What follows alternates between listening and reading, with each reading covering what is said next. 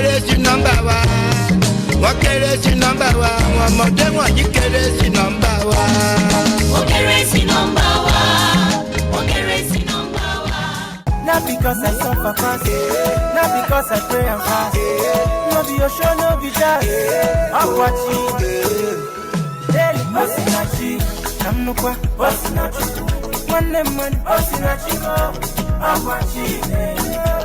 Daily Osinachi, Mama. Osinachi,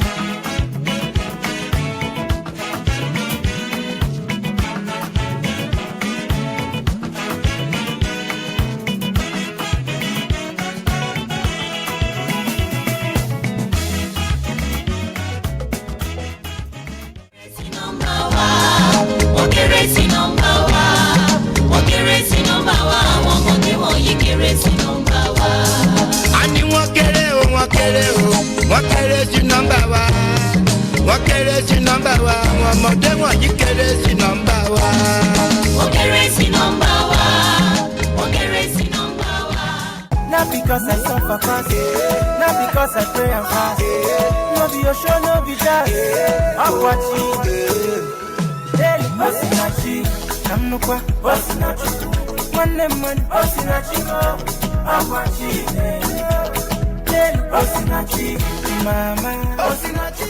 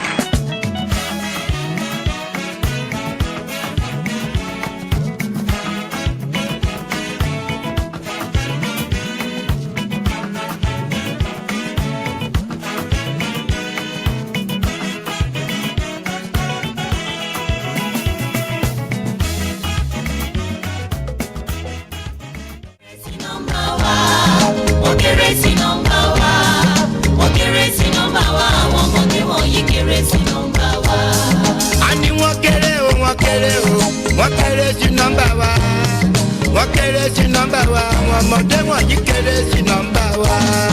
Wọ́n kéré sí nọ́mbà wa. Wọ́n kéré sí nọ́mbà wa. Not because I suffer fast, not because I pray and fast. No be your show, no be jazz. I'm watching. Daily, Osinachi. I'm no kwa, Osinachi. One, Osinachi. I'm watching.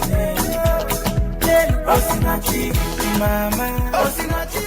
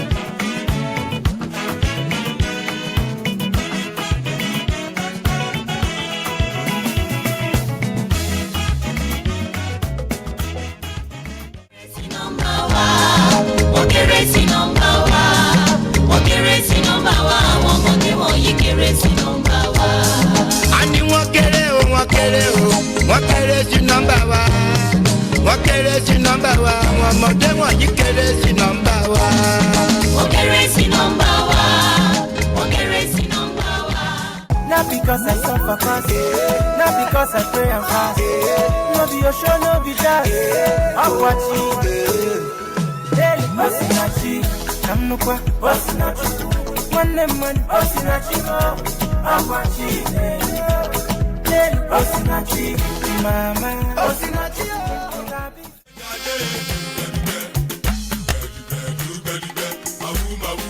Good morning, caller. Hey, can you hear me? Yes, I can.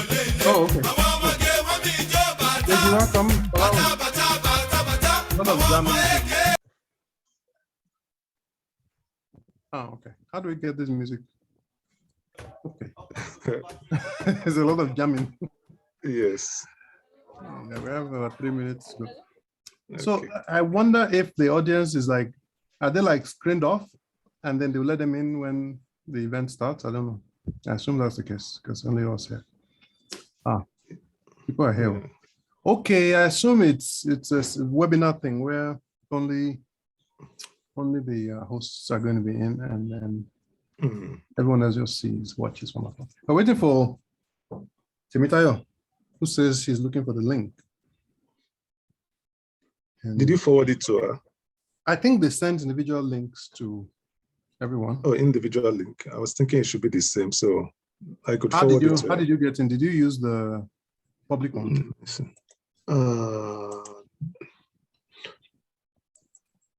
No, not the public Hello? one. Yeah, I No, think I the could- private one they sent around. Let me Okay. forward yours and I can try to forward mine as well. Let me forward it to her. too. Okay.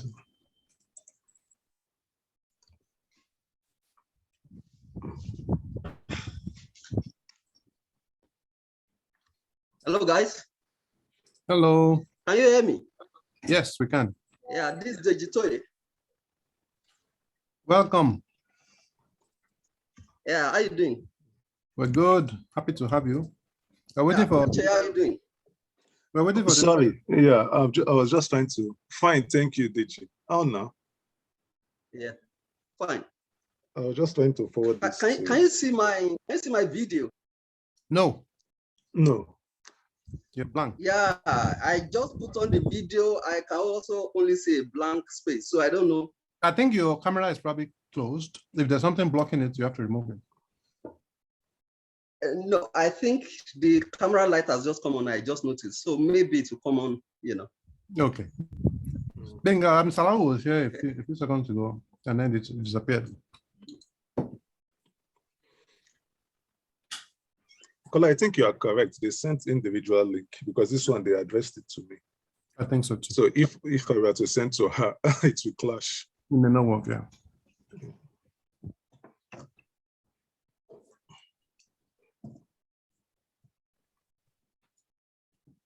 Close the door.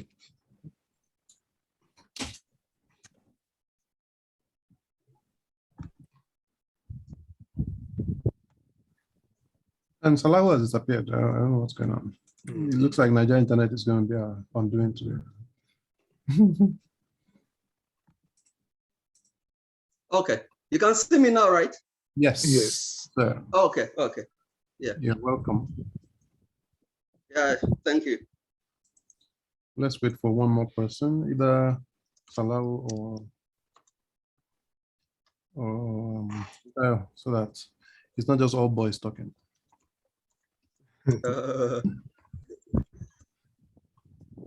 How do we know how many people are in the audience? How do we know how many people are in the audience? LSA, is there a way to know whether people have arrived or whether we should wait for more people? Yeah, I think I can see 7 participants, meaning that there are 3 audience members.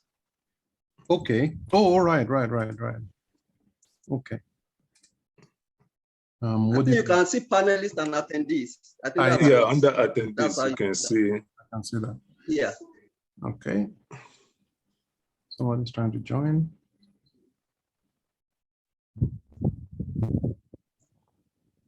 Three attendees. Okay. Let's wait a few more minutes. Let's wait for the panelists at least to show up, and then I know Kali is here. Kali, hi. I can see you.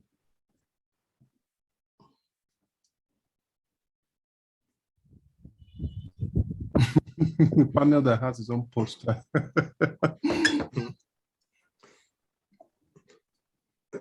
Kola, Yes. the format is a round table, right? Because I didn't prepare any Yes. Yeah. Don't worry. You're all 10 right. or 10 or 12 page paper to present. I realize that all of you are competent enough with experience and Yeah.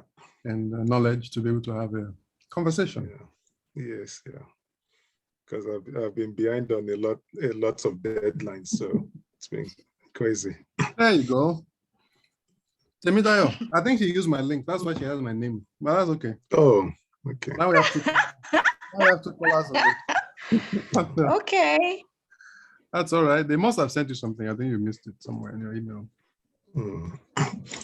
Salahu is not here. He was here. He popped out. I suppose it's the internet. So Let me call him and see what's happening to. Okay. I'm fine, thank you. You're welcome, Thank you. Miss Kola Tubosun.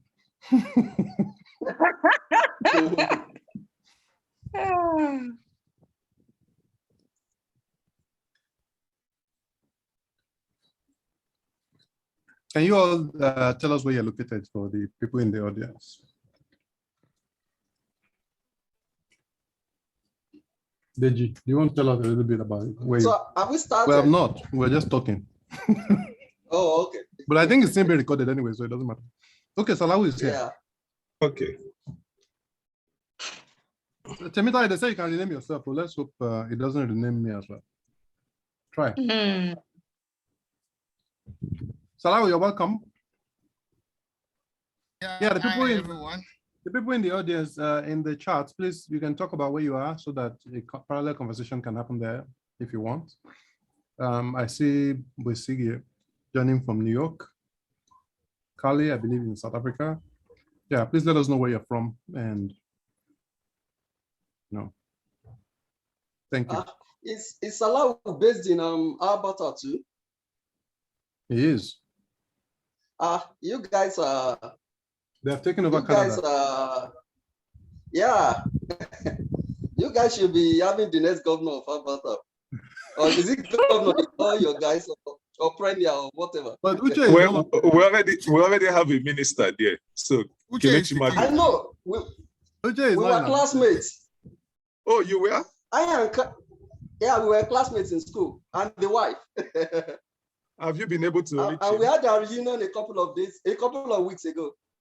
Oh wow, yeah. Uche, you're no longer in Alberta, right? No, I'm moving to Calgary. Okay. But you're still in Alberta at the moment. Yes. But from next week, I'll be going house hunting because we are relocating to Calgary. Yeah. Congratulations. Okay, welcome everyone. I think we can start now. There are 10 people and 6 of us are the panelists and 4 people are in the audience. Hopefully more people join us as we go along. Thank you everyone, you're welcome. My name is Kola Tubosu. I'm the publisher of Olongo Africa magazine. Is it magazine? Publication. olongoafrica.com. And we try to have conversations about literature. We publish poetry, drama, essays, journalism, etc., etc. But the core of our mission really is to just continue the generation of conversations about African literature, Nigerian literature, African literature in different ways. And this panel is an offshoot of a meeting we had a few months ago and a decision to examine 25 years of Nigerian literature on the internet, stemming from the realization that it's been at least 25 years, and we'll talk about where to begin the delineation. At least 25 years since the first words in Nigerian literature was published on the internet, and we thought so many things have happened in the meanwhile. And while conversations are happening about Nigerian literature in print with people like Chimamanda, like Tejuko, like all the other writers, Mazua, I can mention all of them. Other conversations are happening online. The Kane Prize is a very important part of it. And there's several other, writers that have been made popular or famous by their presence on the internet. And the internet continues to be a very important part of the discussion on Nigerian literature. Even work that has been printed still continues to generate conversations on the internet. I mean, I guess it's a conversation that's happened in not just Nigeria, but every place where literature is published. The internet has come and disrupted most of everything. So this panel is to have a conversation about the possibility of publishing a book that looks at this 25 years and what relevance the 25 years has played in Nigerian literature, and what are the key milestones, and what is the impact and all of that. So just a kind of a documented work, basically, that gives anybody who wants to study Nigerian literature a chance to, at least for the past 25 years, a chance to look at what has happened, where it's happened, and who has been involved in making it happen. So you're welcome, everyone. I will let everyone introduce themselves, where you are and what you do. You can take 2 minutes each. I'll start from Deji, who is at the top of my screen here. Okay, wow. Thank you. My name is Deji Toye. I'm a lawyer by the day. That's what I do most of the time. But I'm also a dabbler into all sorts, including the arts. I call myself these days, I'm a culture commentator, because I found out that, long before now, I would say, because I'm expecting that I will, very soon quickly go back to writing and stuff, and the creative writing. So, but nowadays I've settled for the fact that I'm a culture commentator. But I do all sorts. And we have I've written poetry and all some of of your that, work. and drama. Yeah, thank you. Thank you. We have published Deji a few times at Olongo Africa, and we're happy to have him here. Next will be Temitayo. Hi, everyone. Temitayo Olofinloa, writer, editor, researcher, or recovering researcher. I don't know, but I just have a keen interest in literature. This is right, so that explains why I'm here. You're welcome. Thank you. We're happy to have you. Next will be Baba Peter Uche Umez. Hello, everyone. Thank you, Kolatuboso, for putting this panel together. And thank you, everyone, for showing it's still just a few minutes after 6 a.m. here. Oh, so I'm taking part all the way from Edmonton, Alberta, Canada. A poet, short story writer, a children's novelist, a literary journalist, and an academic, and an advocate for the arts. So it's my pleasure to be here. Thank you, everyone. Thank you. Peter won the NLNG Prize for Literary Criticism last year, and we're happy to have him. He's also been published in Olongo Africa. And he's been a multiple nominee for the creative flank of that prize, right? Yes, I think he nominated multiple times. I believe so. He's a giant. We're happy to have him. Salahu, please introduce yourself and where you're talking from. Hi everyone. It doesn't look like Alberta. I'm not in Alberta. I'm inside boats in Nigeria. I'm pleased to be with you all this afternoon, and my name is Salahu Olajide. I'm a student, and my bosses are here. I can't say much about myself. I'm the editor of Olongo Africa, and my publisher is here with me. And I'm a student at U of A, and my senior colleague is here with me as well. And Auntie is also here. Auntie Temitayo. Hi, it's good to see you. And so I will just listen much of the time to hear what you have to say. Okay. I'm here to learn. Okay, thank you. You're welcome. Thank you, everyone. Let me share my screen. I want to show you, instead of having to read this out, let me just put it on the screen, which is the core introduction, just a kind of summary of this work with, what we planned to do here. Let's see. Can everyone see the screen? Pauline, yes, we can. Okay, so this is what we planned at the beginning, which is, we call it Jankariwo, which is Yoruba word for web, a quarter century of Nigerian literature on the internet, 97 to 2022. And this is a summary. Literary introduction engagement in Nigeria went online along with the underground resistance to military rule in the 90s. So there, at the dawn of the internet, were also those voices in the now obscure listservs where many exiled Nigerians found comfort in creative engagement, polemics, camaraderie. Listservs like Creativity, Wolishenka Society, Ederi, the Town Criers, etc.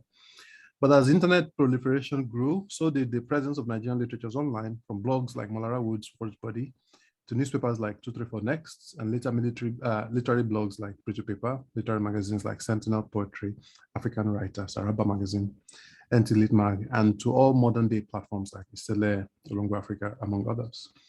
Within these 25 years is a rich history and data, from false starts to important moments, breakthroughs, fights, and arguments, and a colorful trajectory that has led a people from some obscurity to global accessibility.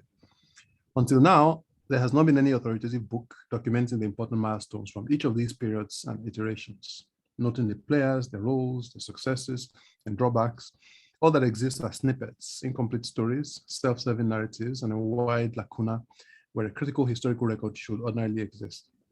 So the reason is that many players are dead or deeply involved in their own literary pursuits. Those who are not may no longer hold esteemed positions in the literary space, those marginalized from contemporary documentation. So this book seeks to put all the relevant records down, especially from these players and relevant archives before they're gone forever. This will be a comprehensive and important book, look at a generation of literary production, aided and sustained mostly by the presence of the internet. The who, the why, the when, the how, a historical account more than an academic one, though the rigor of scholarship is expected. Written in easily accessible language by contemporary writers and relevant players. So these are the chapters we have now proposed. The early days, mostly focused on the Abacha time, the creativity, which many of us might be familiar with already. Many of us were members of that team.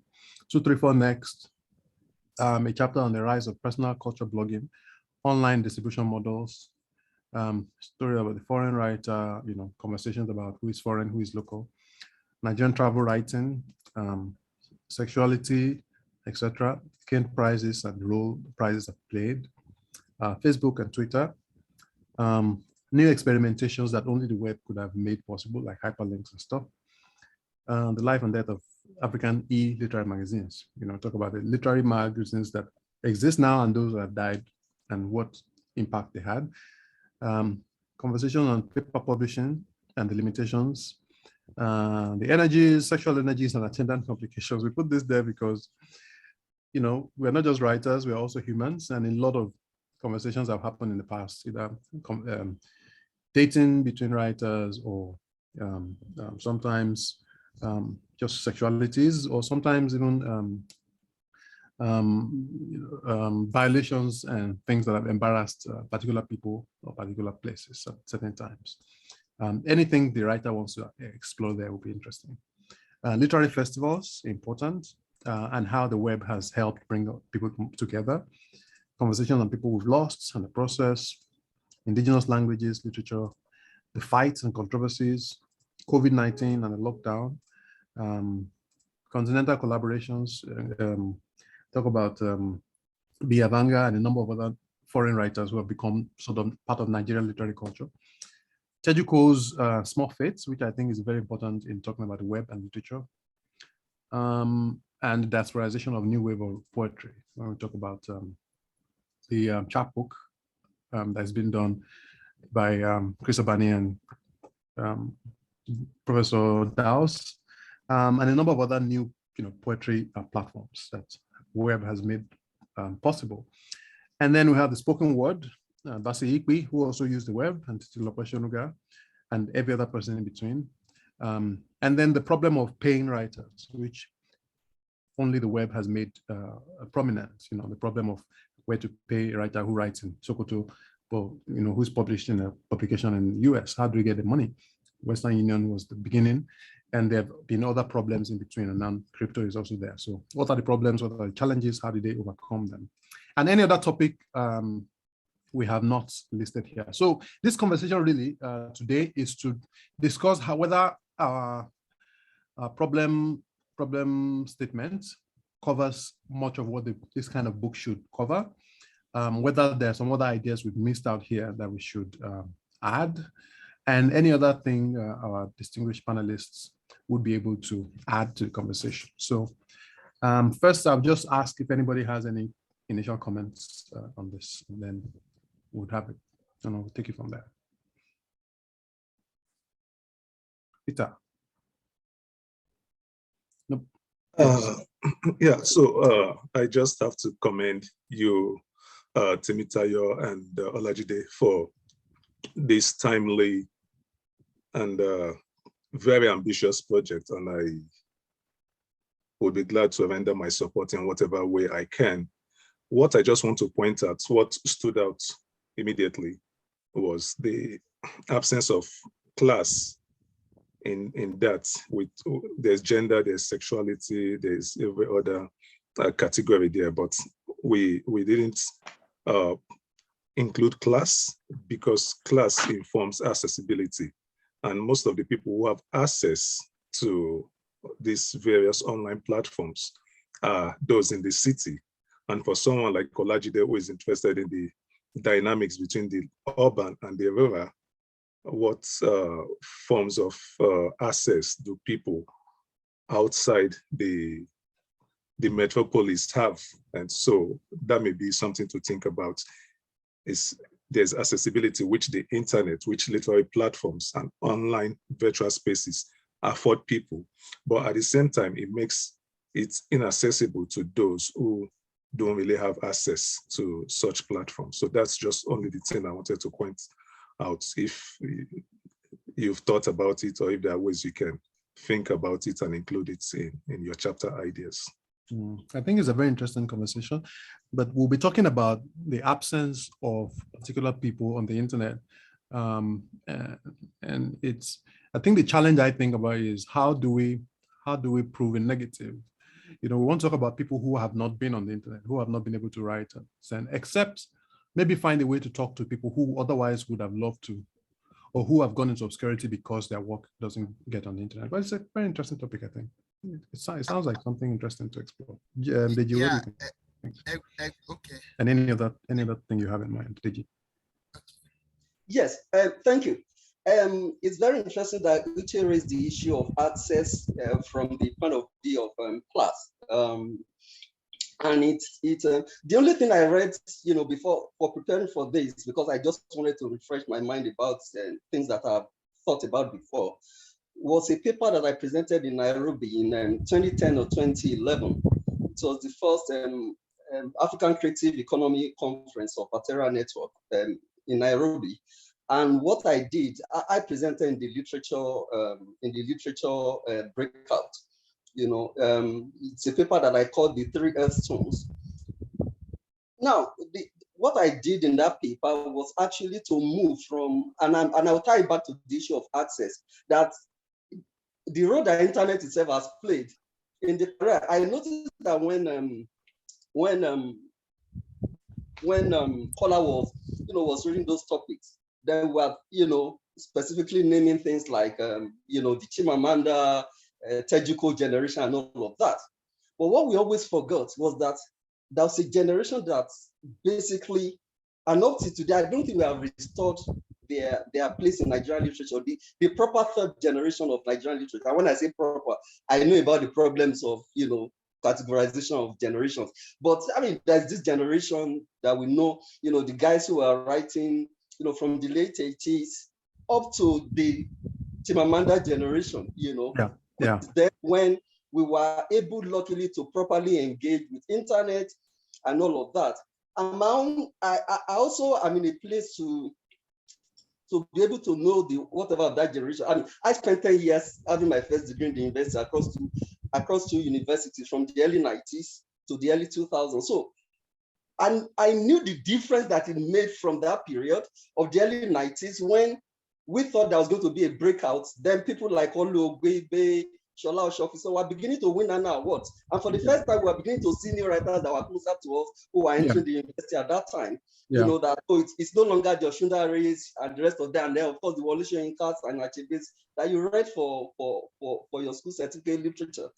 So there was going to be a breakout. Unfortunately, it never happened. Not throughout that period did any of the books that some of their stars, the Ogwebes, and the rest of them, the Seba Erobis, probably could even get into the, into the school curriculum and all of that. And then publishing fizzled out eventually. And then what then happened was that we began to have the generation of people who had to publish to self-publishing and all of that. So that was, for me, that's a major issue of access. Not just access into being able to tell your story. I mean, people being able to access your story, but even for you being able to access your story. So it's very important what internet did. That what internet then did. In fact, some of the for those of you who were in creativity, for example, you would notice the anger, and of course, by the time creativity came, and that's how it came about. A lot of them had found out all over the world. Some of them got involved in institutions, became lecturers in university, and the rest of them. That those who became independent, the Afamakes, the Uche Ndukas, and the rest of them who really never went, into those kind of institutions where you also could get support. You will notice some of those frustrations in the way they engage, and the rest of it. So internet did something for the generation that followed them. So regardless of what you might say, the issue of access from the point of view of class or boundary and all of that is, I mean, Uche, you are in Owerri. For a long time, I didn't know you were in the east of Nigeria. You know, when you were in Nigeria, that's how much we're engaging. And, you know, the people from Jos, in the generation of the third generation, you eventually have to wind up in Lagos. So are going to amount to anything really. And it's not as though they, but at least you had that community of Association of Nigerian Authors. You met in Surulere, you could get a job in the newspaper, whether they were paying you salaries or not, you could do this. That's just the opportunity that was available to you at that time. And then if you manage to get money together, you could get an iBond to help you publish your work, a contract publisher and all of that. But by the time it got to the internet generation, what you call the internet generation, things had eased up. People could stay in Jos, Kaduna, and all of that. You could engage, you could do things, and things were actually beginning to open up in different parts of the country. There was a time that I actually thought, I used to frequent Lagos, Abuja because of work at that time, that I could close my eyes and be in Abuja and just call up. I get to Abuja and call up and say, why is he reading today? That's something that didn't used to happen. The only reason you never get to be in Lagos. And you can be sure that somebody is having a reading somewhere and they say, somebody is reading. And I just go there and all of that. Those are the things that internet did, you know, for us. So yes, I agree with the issue of class and all of that, but we should also be able to see in terms of the access that internet did provide for us eventually. I think that's a very good point. And also a confirmation that we might need you, Deji, to write that chapter, which covers not just, because when we're thinking of, one of the things I was thinking about at the beginning of this was, how do we even decide that 97 was the best time to start? Because I mean, the conversation says 97. I thought it was interesting because 97 was, if you count it backwards, it's 25 years, which is a very nice mark. But it was also, to be honest, kind of around the time when the internet really became a thing. Yeah, I remember 97 was when I left secondary school. I didn't have internet at all. But when I joined Creativity in like 2003 or thereabout, I realized that they had been there all along. And even before Creativity, Ikide always mentions a number of other, you know, amorphous links where they had conversations during the Abacha regime, which was between 98 and 2000, and when was Abacha died? 98, yeah, before Abacha died, that they had conversations online and stuff. So so it's interesting, like you said, Remiraji and his whole generation of people, Hari Garuba and the rest of them, I got to know them because of, you know, these conversations on the internet. I heard their names, they came to you occasionally, but it was not, we didn't know much about them or how they thought or what kind of things they did until the internet brought them together. So it would be nice to say that even when we're talking about the start of that internet generation, we go back a little bit into what was the precursor to it, what kind of conversations did they have, what were the things that were motivating them at the time, and how did the internet help them find themselves in a way to then move on to the next one. So I think it's interesting. Demetria, do you have anything to say? So when Uche was talking, I remember this recent conversation on Twitter about someone saying Ima Iduma was an obscure writer. And I think by obscurity, the person was talking about his presence online. And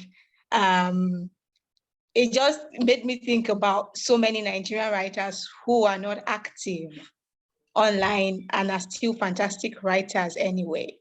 You know, so it seems as though beyond even class access, beyond the limitations that class put up on you, there are writers who deliberately decide, oh, I don't want, even at some point, Educo stopped being on Twitter. People just decide, I don't want to be here, or I'm here, I'm not active, or I'm here and I'm just an observer.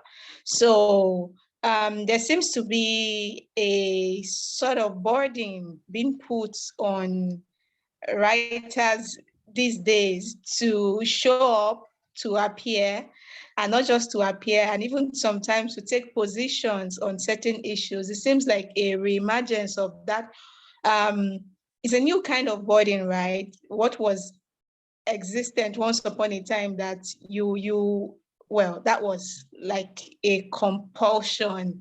You had to write to speak to social issues, but now writing, like social media engagement, now seems to be a measure by which people, a scale by which people measure how rightly you are, or, in a sense, sometimes it's not solely class.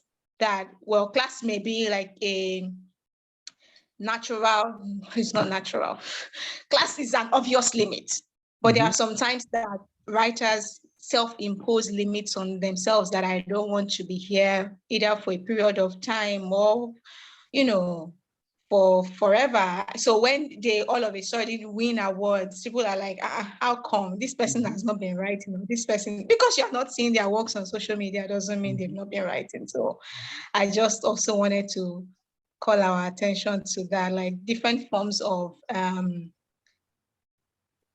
being missing in action, right? Can also be personal, can also be like a personal thing that people decide. Right. Yeah. Thank you. That's very interesting.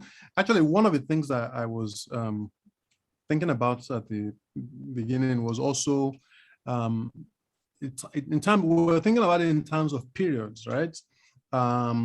So Emmanuel Iduma, for instance, used to be very active online. I mean, he had Saraba Magazine, which was an online-based publication, even though for a long time he was just a graphic designer of Saraba Magazine, and many people didn't know that he was also doing that while publishing and writing his, travelogues and stuff. And then he decided to leave, just like Tejuko decided to leave one day after having spent all these years doing small fates and other things. But each of them have periods we can recognize them by. And for Tejuko, instead his small fates became a really phenomenal thing that you still haven't found something that phenomenal on Twitter. And he's probably happy now that he's left. Twitter has become really, very problematic space since then. But at the time, thankfully, he was able to command attention. He was smart enough to leave at the right moment.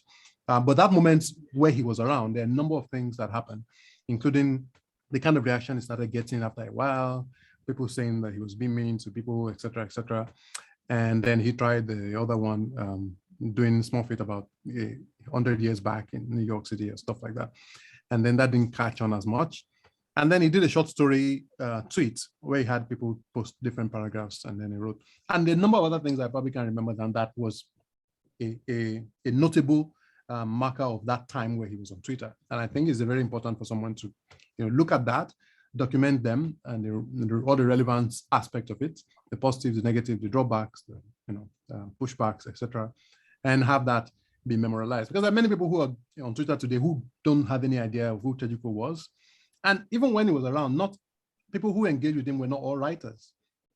He spoke to everybody, and there are people on Twitter today who are just, again, like normal people who were there then, but who he mentioned Tejuko, well, they probably don't know him, or if they know him as a writer or something. They don't know that he was also a tweeter who used his Twitter to do certain things, and they would have been, interested to learn about. So I thought that was a very interesting way to look at how to document these things, so that the future, somebody who wants to read about what exactly happened, when was he around, when did he leave, what was the consequence of his being around, etc. We can have that. Same thing with Iduma and Saraba and a number of other people and periods. So Salahu, please say something. Can you hear me? Yes, please. Okay, so while the discussions were going on, I was just thinking about what happens to all these materials that were available on Creativity and Dairy and all these Yahoo groups that were existing then. Because now that when we are talking about, I think that there's a problem of archiving this thing. The internet can go, the blog can go, but where do we keep those memories? So I feel that it's a problem on ground, because and I feel that problem is also peculiar to what happened in the material space in Nigeria, because when you go to the archive in Ibadan, you see that it's in a terrible condition. So I think that if we don't solve the I feel that those things, those poems, those stories that were that were available then, that people could access then, and now these groups are not existing again. How do we retrieve those materials? How can we get them? And how do we make it available to the public for someone who is a researcher who wants to explore some of the tropes or themes that those stories, those pieces or works explored? Also, something just came to my mind and I forgot. So also, I also feel that the question of generation is the thing, because we have been talking about the internet generation. And so how do we conceptualize the internet generation? We can go back to Chris and Pius Adesime and Dottie and use their variables or some of the criteria that they used to define the third generation Nigeria novel. But then how do we, because I would say that I belong to the internet generation as a poet, and my writing started with Facebook writing, publishing on. So I won't find myself in the same position as Uche or Oga Dejitoye and Kolatumboso and Auntie Timitai or something. So, but I will also call myself that my generation, I belong to this tradition, particular tradition, because it actually helped me to propagate my writings. So the problem of generation is a thing, and I feel that it's a valid one if we also explore that subject. So so far, that's what I can say. Thank you. I will throw it to the people to talk about the generation issue, but I want to talk about the archiving. And one of the reasons why we think of this as a book project is particularly so that we can document as much as we can while we can before many of these things go away. Creativity still exists. I don't know for how long Yahoo groups keep archives, but it's still there. And maybe one day somebody will buy Yahoo and decide all those groups have to go, and then we won't have them anymore, which is the reason why we have now to get someone on particular chapters we're working on to go to that archive and read through everything and find connections. Usually it helps to be someone who already has some idea about what went on then, so they know what to look for, and to pull out and do documentation work on them. Yeah, a couple of days ago, I got a message from Facebook that this Facebook page for Nigerian Talks Lit Mag, which I edited the literary part of for about 2 years, is going to be deleted, the Facebook page, because it has not been used for so long. A couple of years ago, I'd put all the editions of the Lit Mag that we published, about 29 issues, in PDF, and I put that out on my Medium page. So that is archived in some place, so we can always point someone to that to look at.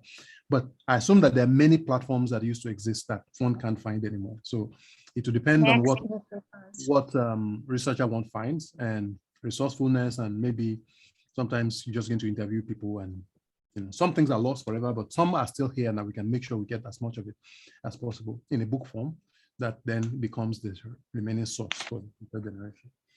About the generation, I mean, the purpose of this, calling this 25 years quarter generation of a quarter century of Nigerian writing, is actually so as we can use internet as a way of demarcating that generation. Of course, it will involve people who are older than you and I. It will involve people who are younger than you and I. So that's why I look at it. But of course, there will be conversations about how exactly do you find a generation. But in this case, the internet is the only common thing to all of the people, including those who were in creativity, Alpha Make, Makande Shoko, and many of them, and those who founded Saraba magazine. We will call them in the same generation. But I would like to hear what other people think about this. Uche, what do you think? You're muted. Yeah. For now, I don't have any clear-cut position about generation, because of course it's a heuristic. It's just something we can use whichever way we feel is convenient for the research purpose we want to use. But of course, there's always overlap. Like Olajide was saying, he can include himself in the internet generation. And you also mentioned that from your interaction with someone like Ikide, that generation dates back to even 1996 or 1994. And I only came into creativity and edere around 2008 and 2009. Oh. And even though my my work, yes, so I came there, well, depending on how you look at it, maybe earlier or later. So, but I think a couple of my works had already been published online before I got, and I remember running a blog with Sentinel Poetry. Then I had a blog under their own imprint or whatever. So the question of generation still remains a bit sketchy for me, because even when we talk about the third generation, for someone, if you're using those born during the Civil War and before Nigerian independence, which most of the people you mentioned, Remi Raji, Ake Adeshoko, Afamake, Oloigibe, they fall into. Then someone like Chimamanda, who was born just a few, maybe a decade after that, which generation does she fall into? Is there a fourth generation, or is she a third generation? And so it's for me, it's always an unwieldy category to think through, to use in research. So sometimes I don't have a definite position on a generation, and I try not to think too much about it. Maybe because my interest or my research have not really taken that into consideration. So, but I think it would be interesting to see maybe one chapter or somebody could explore just even the complexity of trying to define who belongs to this generation, the internet generation. It will be an interesting chapter to have. Who is the oldest person that has ever that fits into this generation? Who's the youngest person? So that we can have kind of a defined range of who we fit in this space. Of course, when we're talking internet generation, we're not talking it in terms of age, a human age, and really, we're talking about a span of time that certain things happen and the people who matter in those times when it happen. And that's it. Deji, what do you think? Yes, I do agree. I mean, I do agree with all of you, Jide, Uche, and you, Kola. The concept of generations could be as useless as it could be useful. I mean, it would be useless if we then imagine that, there is this way you can create, people and writers into generations. But it can be useful for actually understanding, the social environment within which production happened, which ultimately may actually also affect the content of, what is literature. So for example, when you talk about the Civil War generation, I mean, people wrote after the Civil War. There's a perception of Nigeria that we are, for example, some of the most critical people about Nigeria, you would say, are the Soyinka Achebe generation, who've been very critical. But the interesting thing is that if you go and read their works, their pre-Civil War, they have this sense of, we are the generation that will turn things around, we are taking over and all of that. For somebody like Warren Soyinka that you would think is the most critical about Nigeria, he wrote, if you read some of his works, even when he was in prison, of course, at that time, what he was then doing was saying, look, this is what we thought this country was. And he actually repeated that same sense in the poem that he wrote for the 70th birthday of Achebe, as in, we were going to turn around this country and all of that, but this is what eventually happened to us. But Civil War changed all of that. So you can then imagine the generation that probably were born around the Civil War, or even long before, say around the independence of Nigeria, but who were then maturing into the post-Civil War era when the disillusionment are setting and all of that. And you would see it in what I call the third, or what is popularly called the third generation. You will see that in there, that disillusionment in there. You almost would not see, you would look very hard to see any patriotic, this is Nigeria, and all of that. I mean, Anoguibe, the title of this, you could think that from the title of that poem, I'm bound something about blood. I'm bound to this land by blood. I'm bound to this land by blood. Yeah, but it's the most acerbic thing you could ever read about, you know, and of course, if you've also ever interacted with him, you understand that. So yes, it's useless because you then begin to say, where does it fall and all of that. But actually, if you also see, and also imagine the thing through, if we look at the words that are then coming out of, especially the proper digital natives, you know, so maybe I would classify Jide, Olajide, who as a digital native who was coming, of course, the way the interaction would, you know, the social environment the internet created would affect the content of his work will be different from those who are carrying over the frustration of the death of access and publishing and channels from the late 80s and 90s, who just happened to be caught on the internet.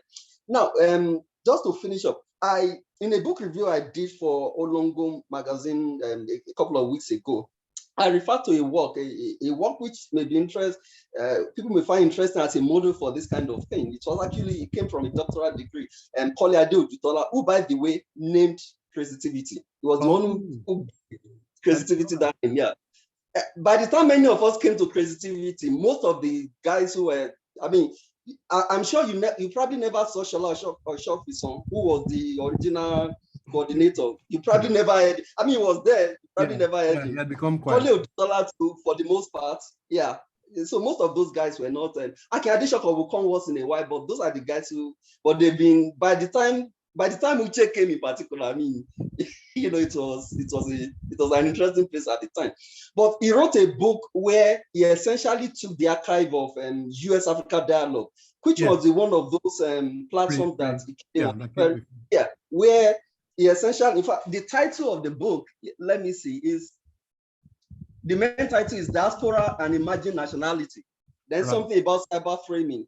The idea is to say, look, what the internet has done is not just to create access and become a channel by which you could express, is that it also provides opportunity for, it's essentially a user, you know, you are using, you are the ones creating the content and you're also the consumer. So it creates an opportunity for consumers to become part of the conversation and to begin to, and so that's a very interesting thing. And he used it from the point of view of the content that has been generated in that, and I think it's Professor Falola or somebody was, you know, and I think it still exists in some form, you know. So those are examples of what can be done using the archives of, you know, some of these old archives that are still there, that we may have some form of access to in terms of researchers, and that's what the academics now, the Uches and the Jides and the rest of them, to actually, they can actually be very veritable, you know, if you want to, what is happening,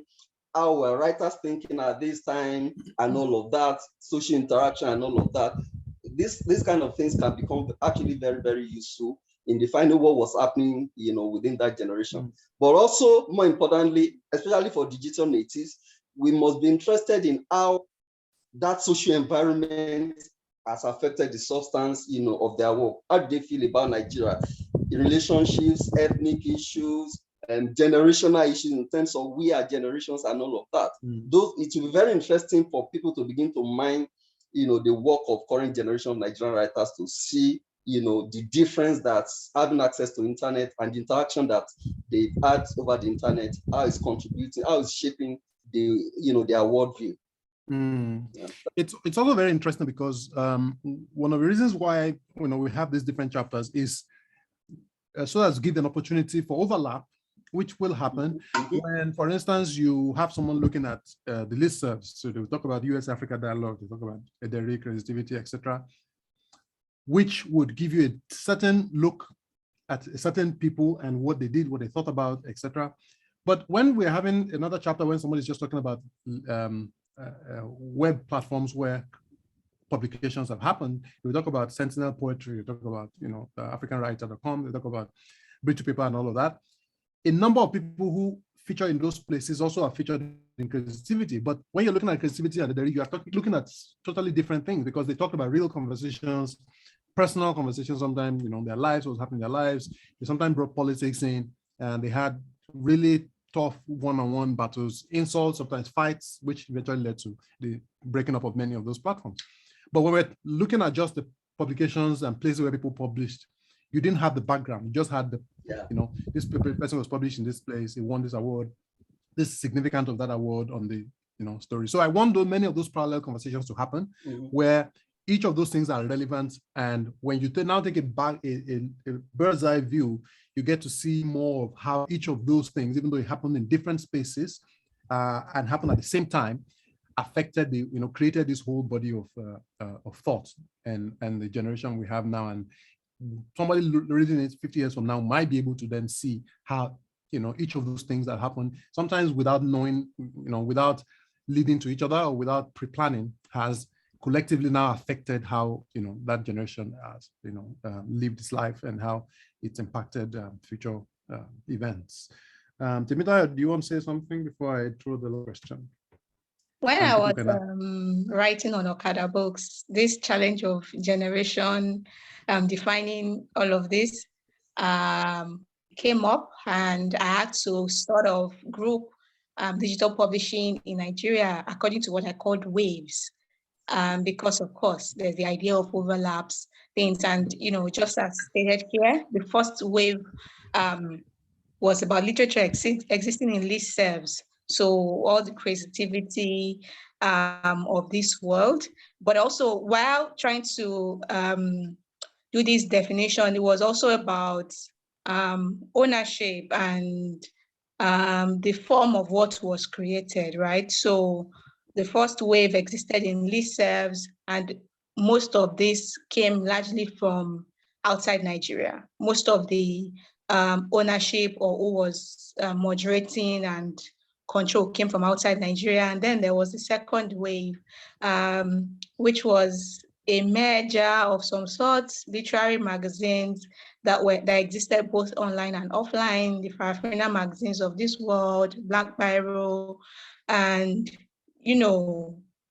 that there's that mix, because gradually at this point, internet access was opening up gradually. And then I sort of moved on to a third wave, which unlike a more structural organization of the literary magazines, this was the birth of bloggers who were also writers, the collector buttons of this world, the crystal colors.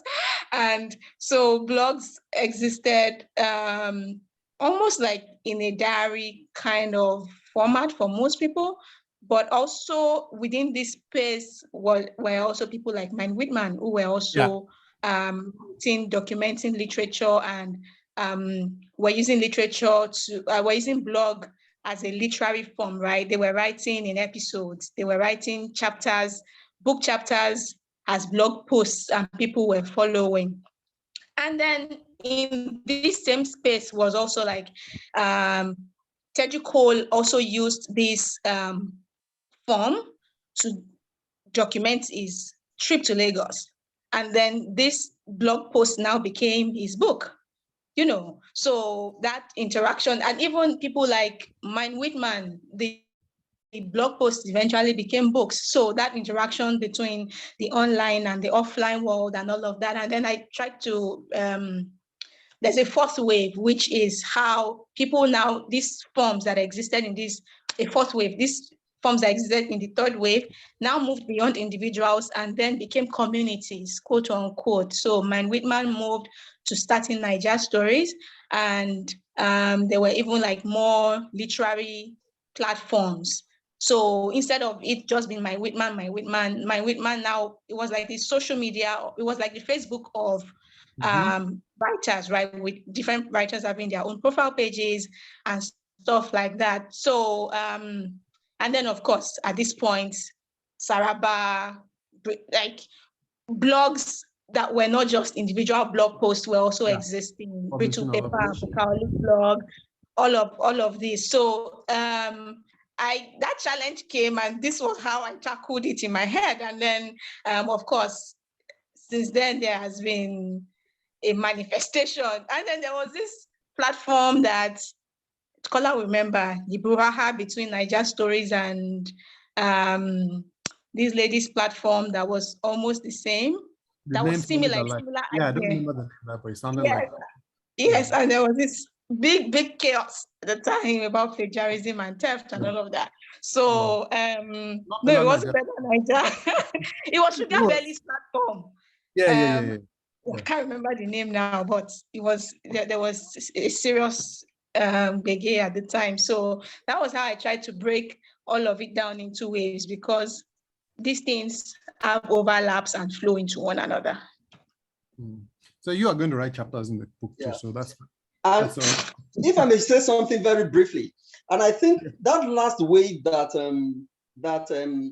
Temitayo just described is actually very important, because it naturally would be the last wave, because that's the time that the interaction that people have had over the time, you then began to know people, and you began to, so the internet itself is not just a place where you want to go and vent or to say things. It's now a tool for collaboration, where you've known. And what I found out is that you run into somebody who's a partner to somebody on a project, and you thought they were friends and they went to this. And maybe when you meet one of them and you say, we actually haven't met before, or we just met a couple of, and you're like, no, but you guys have been running this. I mean, that became, let me tell a story I mean, this is not a successful story. I don't know if anyone remembers, do you remember something called Word? Word? Word. I think so. The idea that you think so says a lot. Word was started by Jumoke Verisimo. Yes. 4 of us were involved, and I'm sure you wouldn't even know that I was involved at that time. Ayo was involved too, right? You were involved, Jumoke, myself, and this gentleman in the presidency, Ogunesi. Oh, really? Ogunesi. The 4 of us were meant to be using that. You send your story, we review and all of that. I don't think we ever got beyond the first stories and all of that, because a number of things. It was supposed to be a collaboration and everything. It's also a transitional time for a lot of you guys, especially. I mean, Jumoke was going to youth service, all sorts of things were happening. But that's the kind of collaboration I never met, and I'm sure you won't even remember. If you remember, you won't even remember that I was involved in that. Yeah. I don't think I ever met you until 8 years later or something. Right.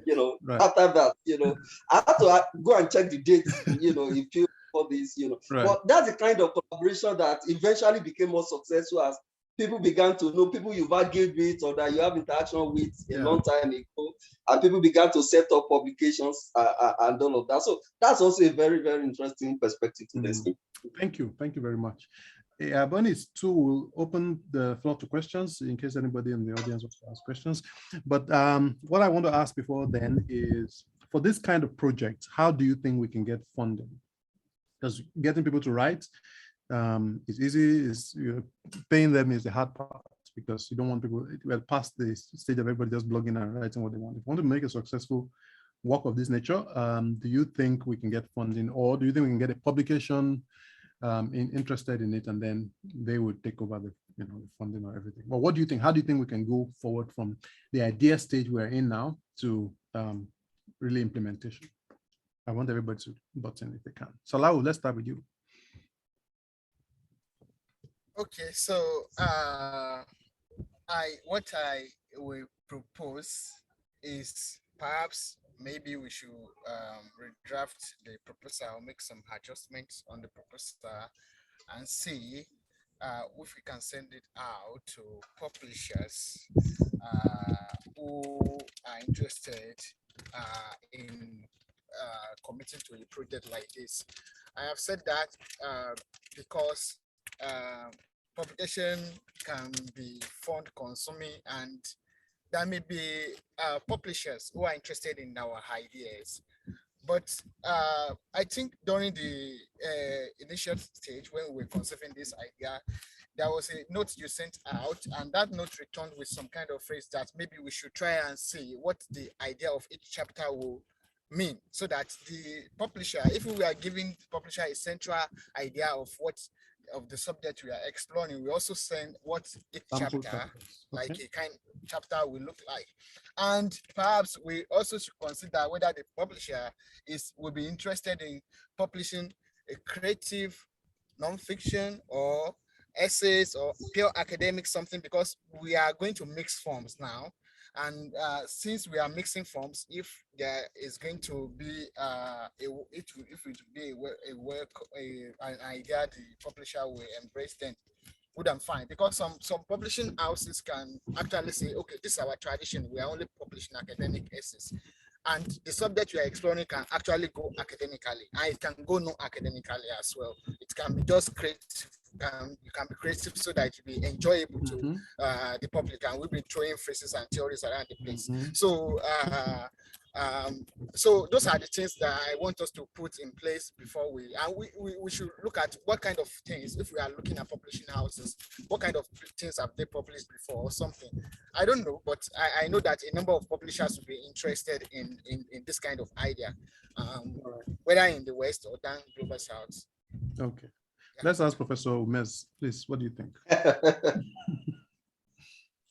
Yeah, I think Olajide has hit the nail on the head. The first thing is to reorganize the chapter ideas. So you may just want to use a sort of rubric, maybe listserv. Chapter 1 can be a listserv with subtitles. Chapter 2 can be gender and sexuality with subtitles. Right. Chapter 3 can be literary collaborations, as Deji pointed out, with subtitles. So if you have maybe 6 or 7 headings, that broadly encapsulate these subtitles. And then once you organize that, the next thing is to do so 2 ways you may want to do that. You may want to do a call for papers after you do that, or you may want to identify, because given the time frame you are working with, do you want to get this project out in the next 4 years? Do you want to get it out in the next 2 years? So if you're going to do a call for papers, which may take a long time for people to respond, or you may identify people you feel can contribute. So it's either you're doing an open call for papers or a kind of exclusive call for papers where you identify people who are likely to contribute. So once you get that, the next thing will now be coming up with a book proposal. Once you have your book proposal, you identify publishers who have soft spots for that kind of project, because like what we are thinking about is a sort of hybrid work. Yeah. Rigorously academic and rigorously accessible. Yes, accessible that way. So maybe give a small room for those who want to do some sort of creative musing or contemplation of these issues. Yeah. So you identify perhaps like Routledge, maybe University of Michigan Press. I think they have an African series. And then I think there's this Bloomberry, which Professor Toyin Falola set up, which Abimbola Adelakun is also, if I'm not mistaken, she's one of the editors. I think they just set that up last year.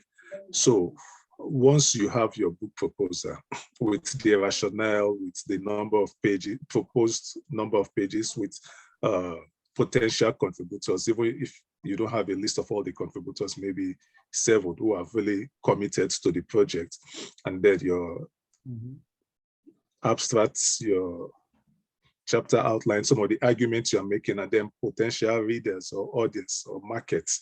So once you have this, it shouldn't be more than 2 pages.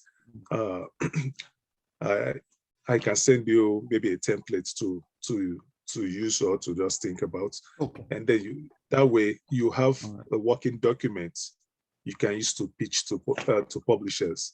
So I believe if the document is compelling and strong enough, you'll be able to get an interest from a potential publisher. Yeah, but okay. Oh, too expensive. Okay, yeah. So, well, and good enough, Kali is here. She is into academic publishing. She's experiencing this. I think she can just help us out and give more idea what you're thinking about. Yeah. Thank you. Please, I don't know what the The format of questions is going to be LSA. Maybe you can help us. Do we bring people up to ask on video, or do they ask in the chat?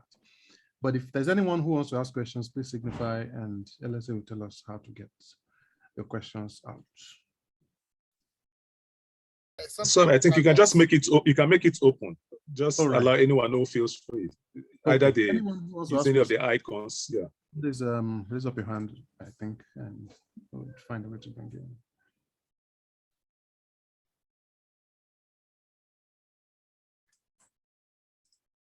I haven't seen any hands up. I don't know.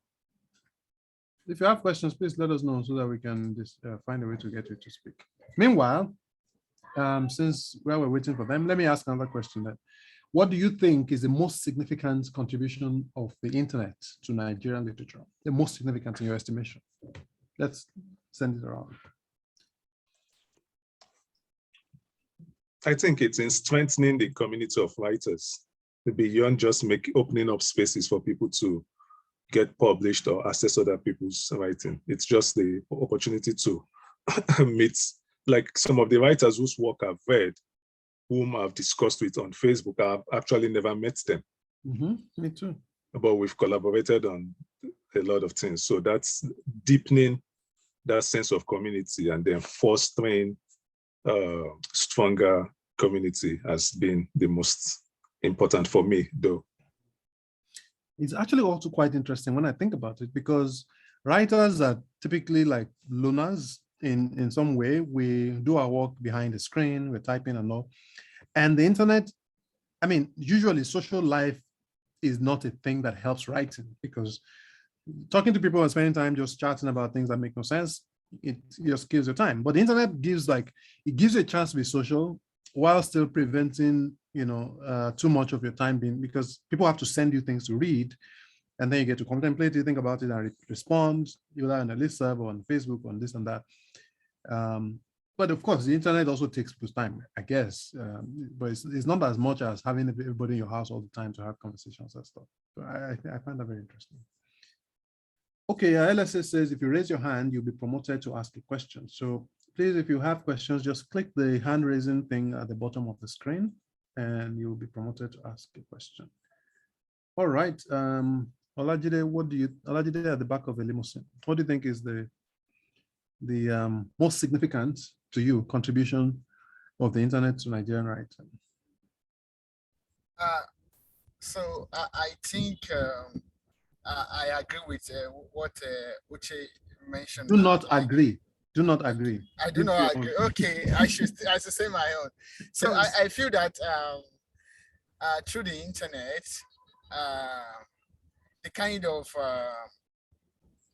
radical openness that we are witnessing now, in which a writer doesn't have to, in fact, if you are interested in publishing with an established magazine on the internet, and the magazine is not accepting your work, you can start your own blog and start putting the work out there. So it's as funny as that. So you don't have to wait for Salawa Olajide to accept your work at Olongo before you start your own blog free of charge on WordPress and publish your work, or any other Sarapa or Isele or Lulwe by Troy and other magazines like that. So I feel that it's, and I just want to mention that I feel that through the internet and the kind of renaissance that we are witnessing within African poetry cyber experience now, we won't be experiencing it. In fact, the drove, I don't know if this label will go well with people, but I'm thinking about a kind of Americanization of Nigeria poetry experience now. The MFA wave and the reading. So much of our younger writers, including Salawa Olajide, we read American poets, and somehow they are taking up their themes as well. So I feel it's a thing. It's a thing. It's a big one. It's really robust, really, because to get, now that we don't even have government that support publishers, traditional publishing houses, I feel that without internet, we can't have the new names that we are seeing on Nigerian literary scenes today. I don't believe so. And even it is through the internet that some of these writers that we are talking about now, some of these new writers, Elegosa, Sunday, and all these new writers that we are celebrating as faces of Nigerian writing in the diaspora, I am not sure that we'll be able to, because the West notices some of this young talent and want to bring them up there to contribute to their literary culture or their. But Chimamanda wrote something. So Chimamanda at first wrote the internet. I think the Purple Hibiscus, there was no internet then. So, I mean, I'm just saying. No, I'm not saying Purple Hibiscus now. Yes, I'm just saying that. So I feel that. Of but I guess we won't do that.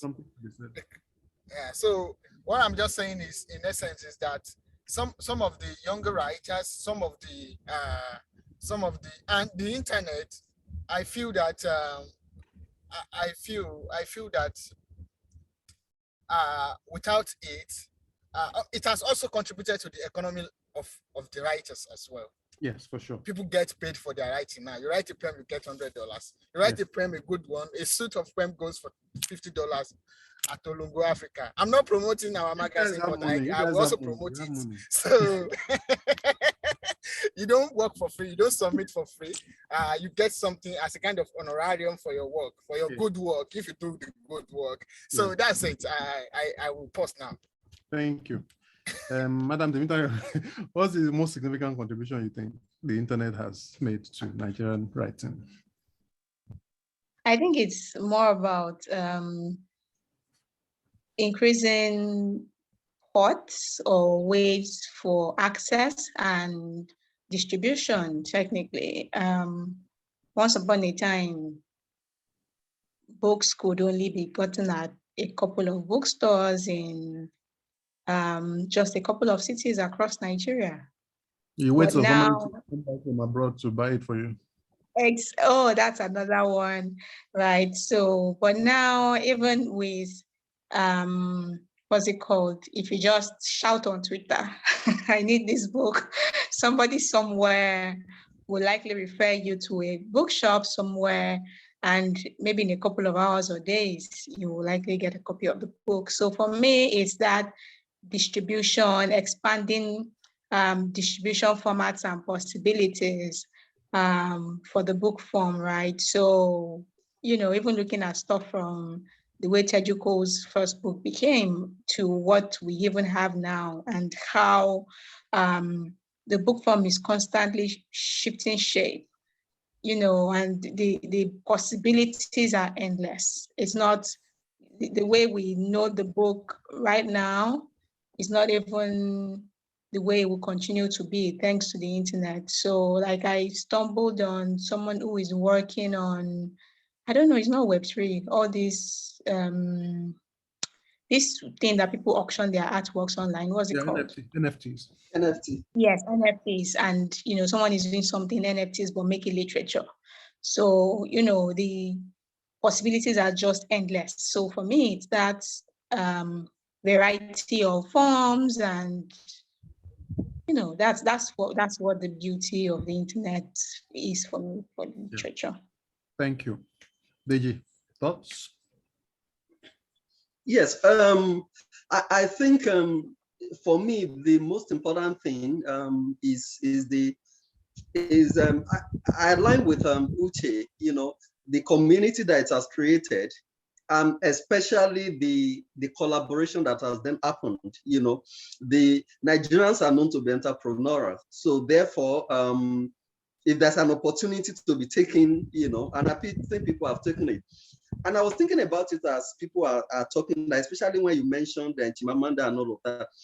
I mean, I always like postmarking the reemergence of Nigerian literature internationally to 2001 when this gentleman won the Kane Prize. Abila won. I mean, this is arbitrary, but in my head, that's the postmark that I mean, it was part of what you call the third generation who would have probably ended up with, and then he won that prize, and then that became it. And then you had Chimamanda, and then you had all of that happening. That was also only possible because of the internet, because Ken, was something that internet made accessible to you, and then you had to. So when you consider that, that's very significant. And then you then see what I call proper digital natives like Emmanuel Uduma, who came in from publishing Saraba and all of that, essentially internet, electronic tools, and has won the major prize, the Yale prize that he won recently. So you see that those are probably careers that would have been impossible, or that would only have been possible under completely different circumstances a decade before before the emergence of the internet. So it's clear, almost as day, that the internet very, very, is net positive for Nigerian literature. The thing to do now is to consolidate, and I think what like you are proposing there are things first for us to look back at and not take things for granted, and not say, okay, because I imagine there will be generations who will take it for granted. So books like this will say, look, you can't take this for granted. And then secondly, to also see maybe where we really haven't done well in terms of we could have done better if we knew this at this time 10 years ago and all of that. And so people are coming now who actually look at that, Exactly. That's exactly what the plan of the project is, to make sure to document not just the good and the bad. I mean, not just the good, but also the bad as well. What are the problems we had? What are the stumbles? What caused them? How did the internet facilitate either way? And just have this as a record so that in the next 25 years, somebody just doesn't wake up and say, oh, this new coming generation are the only person who has ever published. And like people say about whiskey, like, oh, no Nigerian has ever sold out this, blah, blah, blah. And they just make up history because there is no way to point to and say, go and read this book. You know all the things you need to know. And so when there are no other questions here, I'm going to throw another question, which is stemming from what Deji said. When you look at the next 25 years of Nigerian literature, what role do you think the internet will play? And how would it be different from where the last 25 years? Tayo. I sort of already mentioned it. Okay. I think more, more formats, more innovation with reference to what the book will be. I think literature is still struggling to play catch up with accepting the fact that people are reading, but are not reading what everything we are writing. People are reading other things. So the faster we are to adapt to work in other, to produce literature in other formats, the better for us. People will say don't write for the audience, right? But the audience is moving and we are still playing catch up. The audience is moving to other places. The audience is moving to reading in other formats, but we are still keen on writing in a specific kind of way. So I think in the future, we'll realize this and produce work in other formats, which will be interesting to see. Yeah, so that's what I think. I think more literature will be more nimble, more existing in different forms. Yeah. Yeah, you know what I find really interesting? I made this argument in, I think it's 2003. I just went to find the link. That I look forward to a time when most major book prizes will not only give prizes to books that exist in print forms. And this was 2013. And of course, what was crazy about that link was it was being quoted by Andrew Sullivan there. And the second paragraph, he was talking about Bob Dylan and whether Bob Dylan was a worthy person to the Nobel Prize because of, he's not a printed book person. And of course, a couple of years later, he did win. So I wonder whether, I hope the people who are making these decisions also begin to see the internet now. Even then, when I made the argument, it was kind of a radical idea that, oh, this is a Booker Prize. Why do you want to give it to anything other than a book?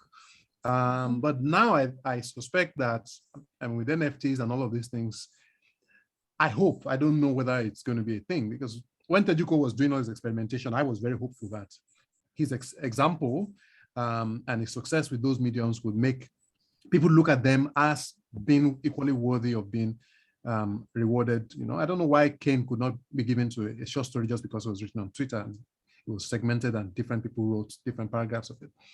But it hasn't happened yet still. Booker still has to be a book.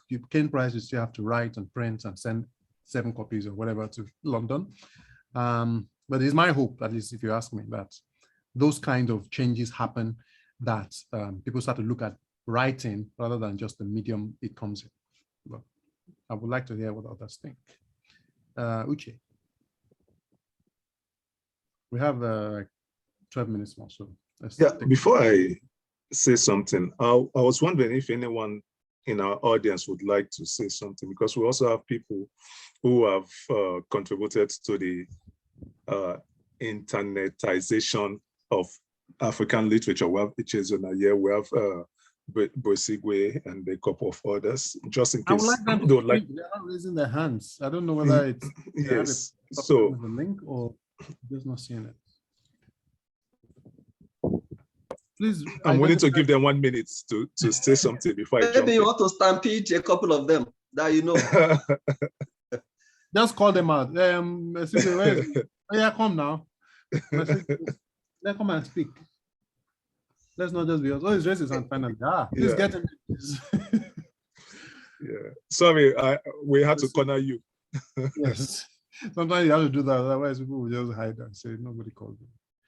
LSA, please help get him in. We have 10 minutes. Okay, I think it's coming in.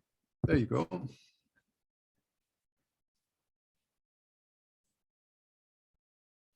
I came in ordinarily to just eavesdrop, you know, and listening to what was happening, and now I'm being put on the spot. I think this is an important project. I personally, for my own selfish reasons, would like to see this, especially now that I'm hearing about a longer history of the internet in Nigerian writing that I didn't know about.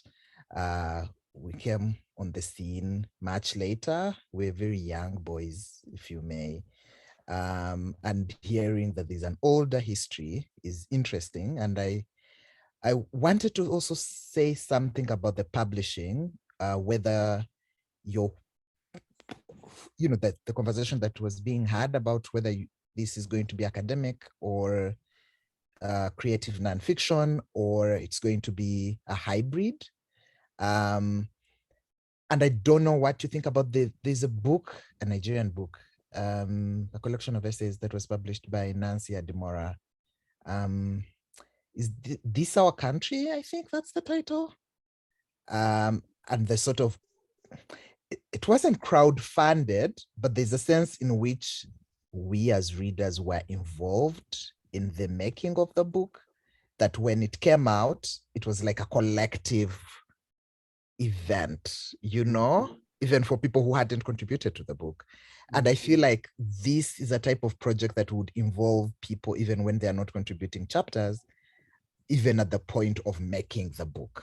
So, you know, like the sort of information and knowledge sharing that is happening here, I think can also happen in the process of making the book. So yeah, there's another book I'm thinking about by Nipax, which was also, it was funded through people were contributing money as pre-ordering the book, you know?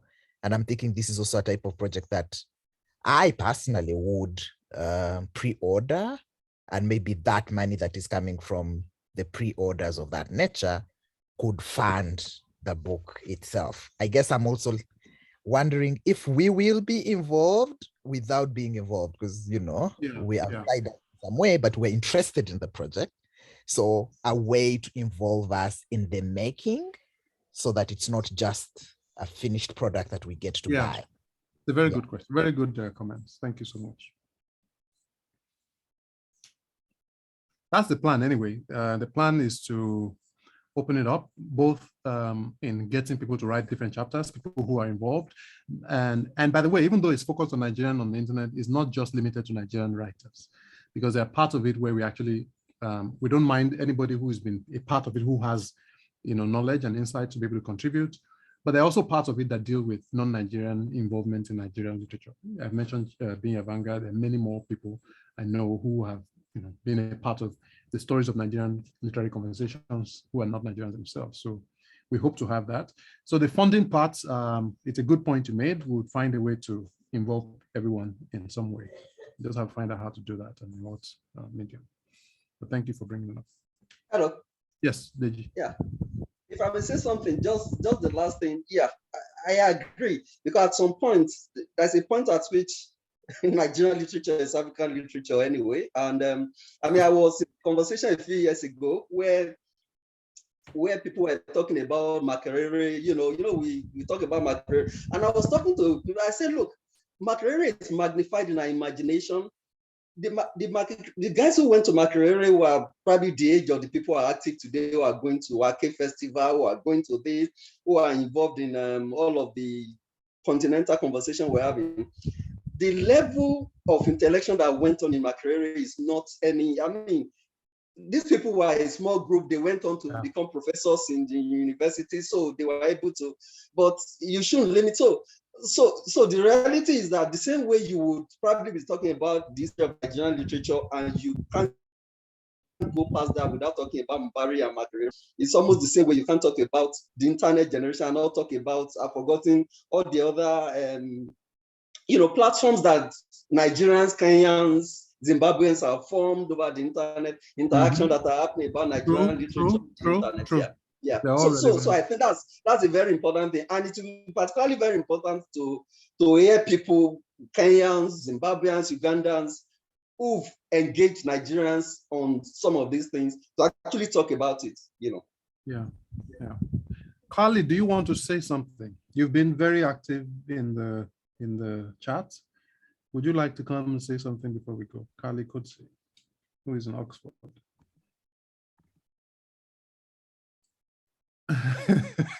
He says no. Okay. Uche, do you want to continue? We have 5 minutes to go.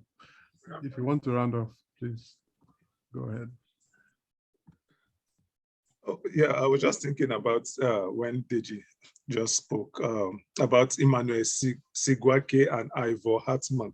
Yes, that's African Raw. They did a lot for, African Raw. They did a lot for Zimbabwe and African literature, and even published, I think, 2 volumes of African Raw.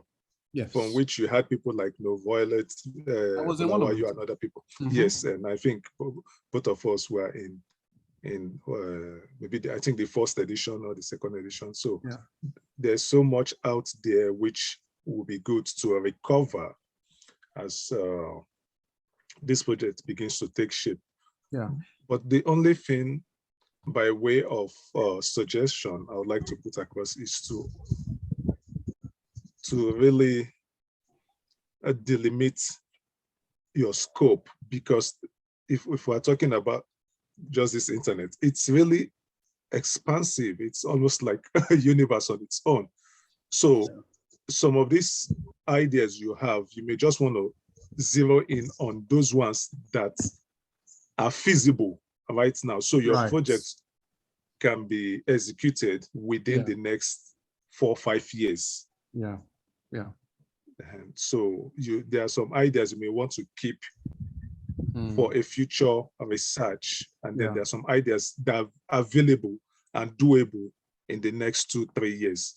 Because I'm saying this because funding is a challenge, whether it's crowd-funded or sourced in whatever ways. But you just want to be more practical and realistic in the kind of projects you want to do and the kind of ideas you want to pursue.